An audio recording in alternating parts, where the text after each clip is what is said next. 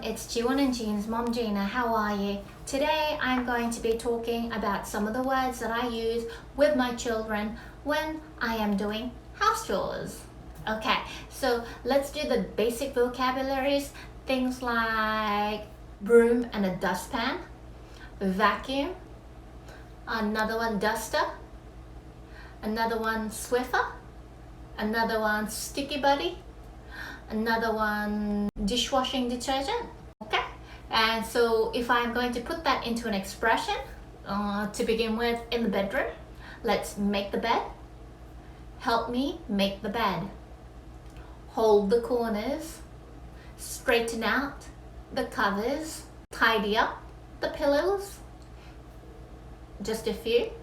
Another one is, can you fetch mommy the sticky buddy? Fetch is another one, a word for grab or get. So can you get mommy the sticky buddy? Can you fetch mommy the sticky buddy? Can you pick up the dust with the sticky buddy? Another one is, can you help mommy vacuum? Can you help me vacuum? Can you lift up the chair? Can you push the couch? Can you pick that up?